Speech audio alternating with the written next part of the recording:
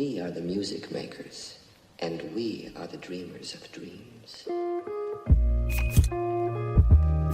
Hola, yo soy Loops y este es el Wrap Up del mes de febrero.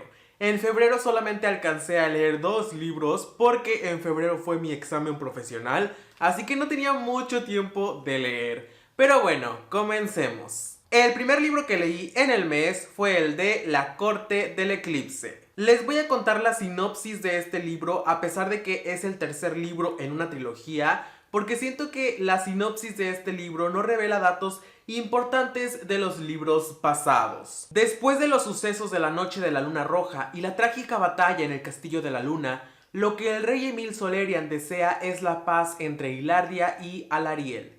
Aunque los rencores y prejuicios de un milenio no son fáciles de sanar, Emil está decidido a hacer su mejor esfuerzo con un nuevo tratado que logre una convivencia armónica.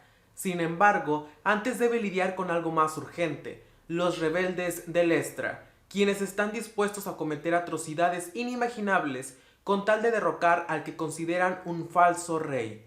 Emil viajará en compañía de sus amigos a lugares peligrosos y lejanos para entender el origen de la rebelión. ¿Lograrán prevenir la guerra que se avecina? ¿Qué estarán dispuestos a sacrificar para llegar a la verdad de lo que se oculta en la Nación del Sol y el Reino de la Luna? De este tercer libro tengo una reseña extendida con spoilers por si quieren ir a verla, pero en este video les voy a dar mi opinión sin spoilers. Les voy a dar una pequeña opinión sobre este tercer libro. El segundo libro de la trilogía de Clau, La Ladrona de la Luna, fue un libro que me gustó mucho. Fue un libro que me pareció asombroso, porque a pesar de que en un principio se me hizo complicado adentrarme a la historia, una vez que logré adentrarme a la historia me pareció muy buena. Y por eso esperaba que este tercer libro me gustara muchísimo, esperaba que este tercer libro estuviera a la altura del segundo libro o que incluso superara al segundo libro, pero no fue así. En este tercer libro se aborda el tema de los rebeldes de Lestra y eso a mí no me gustó. Sentía que el tema de los rebeldes de Lestra hacía que este tercer libro se sintiera como un libro ajeno a la trilogía, que se sintiera como un libro completamente diferente. Creo que Clau pudo haber dejado este tema de los rebeldes de Lestra para un cuarto libro y en su lugar, en este tercer libro, pudo haber explorado más y explotado más todos esos temas que nos presentó en el segundo libro, es decir, los temas de Avalon, de Orekia y del Avalon Sectae. A pesar de que el tema de los rebeldes de Lestra no es mi favorito, siento que si Clau hubiera llevado este tema de los rebeldes de Lestra por un rumbo diferente, este tercer libro habría funcionado mejor, habría resultado más emocionante. Es decir, si Clau hubiera tomado algunas decisiones diferentes, posiblemente este tema de los rebeldes de Lestra habría funcionado. Este tercer libro tiene muchas escenas de relleno, tiene muchas escenas en donde los personajes hablan de política con unos diálogos muy pobres y esas escenas me parecieron muy aburridas. Además, el final de este tercer libro fue muy apresurado. Sentí que leí todo esto de páginas, que leí todo esto de preparativos para la guerra y al final la guerra duró solo esto. El final fue muy rápido, duró muy poquito y me decepcionó ese final. El epílogo solamente nos da a entender qué va a suceder con los personajes y eso no me agradó porque yo quería que Clau me dijera específicamente qué sucedió con cada uno de los personajes.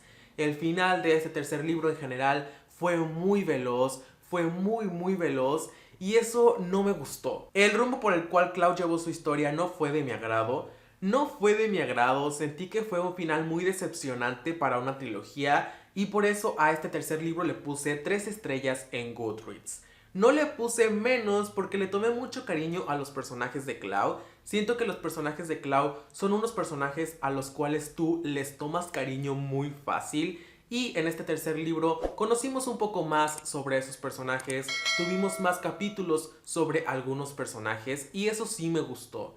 Pero siento que con tantos personajes asombrosos, el protagonista, Emil, quien se supone que debería ser el personaje más importante, quedó ahora sí que eclipsado por los demás personajes. El segundo libro que leí es el de Días de Sangre y Resplandor. Karou tiene por fin las respuestas a las preguntas que se lleva haciendo desde niña. Sabe quién es y sobre todo qué es, pero junto a esta verdad ha conocido otra mucho más dolorosa. El ser al que ama es su peor enemigo. responsable de la traición más terrible y del dolor de todo un mundo. En esta segunda parte de la mundialmente aclamada Hija de Humo y Hueso, Karou deberá decidir hasta dónde es capaz de llegar para defender a su pueblo.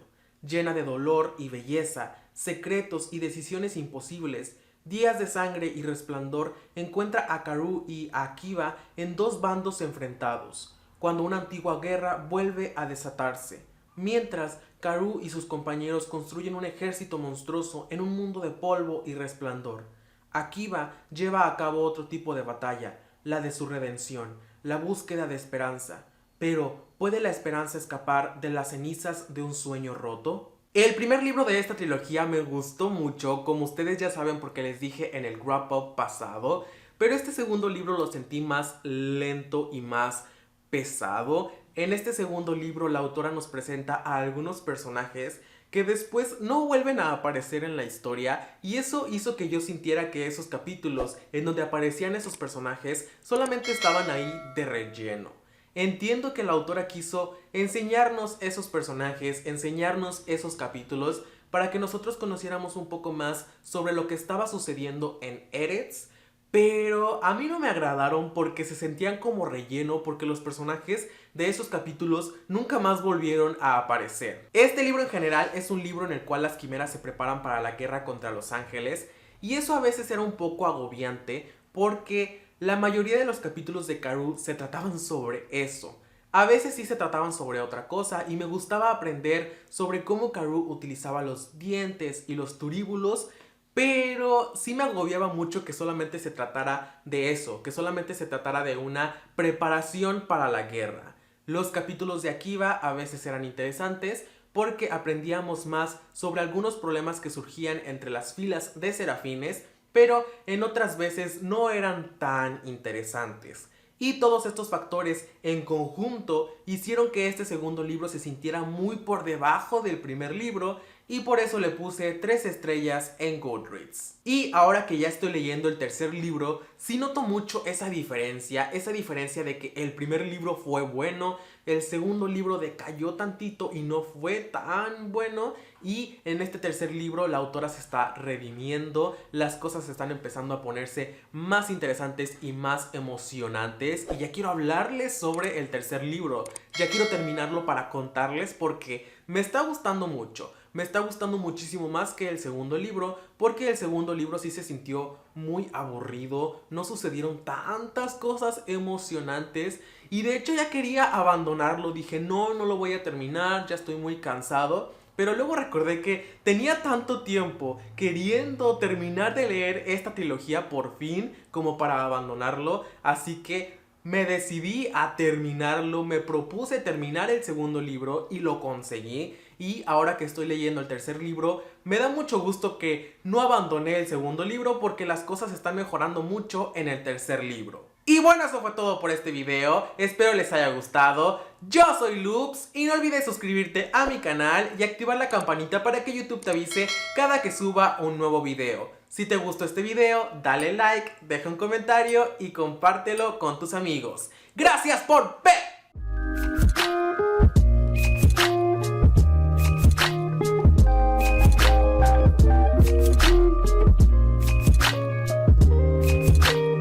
Pero sí sentí que estuvo muy por debajo del... Ay, pinche madre.